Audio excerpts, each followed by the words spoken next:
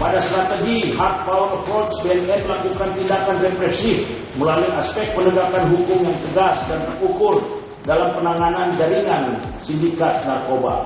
Sepanjang tahun 2021, BNN telah mengungkap 85 jaringan sindikat narkoba baik nasional maupun internasional. Jaringan sindikat narkoba internasional paling banyak diungkap berasal dari Golden Triangle dan Golden Crescent. Dari jaringan yang diungkap, BNN mengungkap 760 kasus tindak pidana narkoba dan mengamankan 1.109 orang tersangka. Barang bukti narkoba yang disita pada tahun 2021 adalah 3,31 ton metamfetamin atau sabu, 115,1 ton ganja, 50,5 hektar lahan ganja, dan 191.575 butir ekstasi. Dalam pengungkapan kasus tindak pidana narkotika, BNN juga mengungkap kasus tindak pidana pencucian uang TPPU yang berasal dari kejahatan narkotika.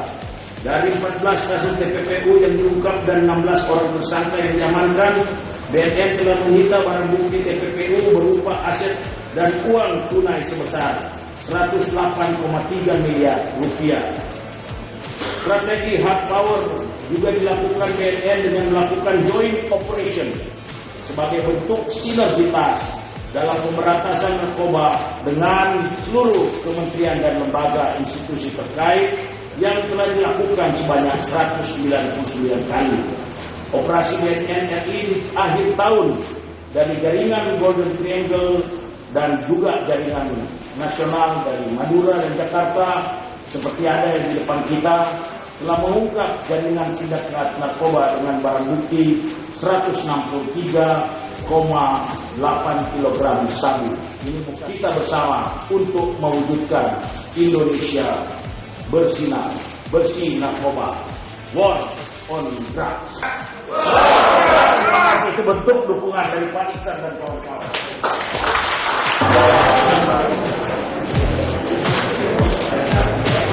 Jadi mudah-mudahan tahun depan justru tidak banyak yang itu dan banyak yang ini apakah dia akan dilakukan criminal justice system proses atau dia hanya akan direhabilitasi. Kan tidak bisa serta-merta, jadi ada waktu tertentu kita harus bisa menilai apakah ini dimasuk dalam proses peradilan atau dia direhabilitasi. Nah, selama ini hanya keputusan bersama, namun diharapkan dengan ada undang-undang menjadi payung yang kuat untuk kita lakukan. Kenapa? Karena tujuannya kita kan, saya selalu sampaikan, penyalahguna ini harus kita selamatkan. Dia juga harus kita selamatkan, walaupun harus dibedakan juga antara penyalahguna, addicted, dan pelaku tindak pidana narkotika sendiri yang merupakan yang disebut dengan victimless crime. Victimless, dia pelaku, dia juga korbannya, gitu. Pertama-tama kita apresiasi atas kerja hebat, kerja cerdas, dan kerja berani BNN yang pada kepemimpinan Pak Petrus Golose ini mencanangkan yang namanya war on drugs. Itu tidak hanya dalam kata-kata, tapi diejawantahkan dalam segala perbuatan dan giat-giat, baik pencegahan maupun pemberantasan dalam konteks P4GN yang dilakukan oleh teman-teman di BNN.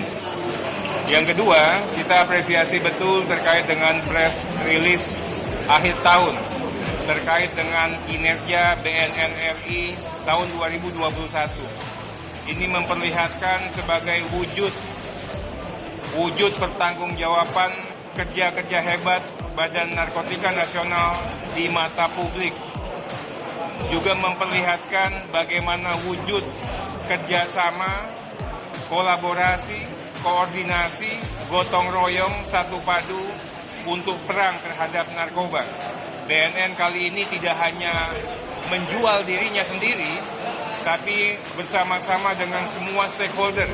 Ada teman-teman dari Polri hadir, ada teman-teman dari Kumham, teman-teman dari Bakamla, teman-teman dari berbagai kementerian dan lembaga, ini memperlihatkan bagaimana kepemimpinan Pak Petrus mampu menjadikan BNN sebagai leading sector, sebagai koordinator atas kerja-kerja P4GN-nya.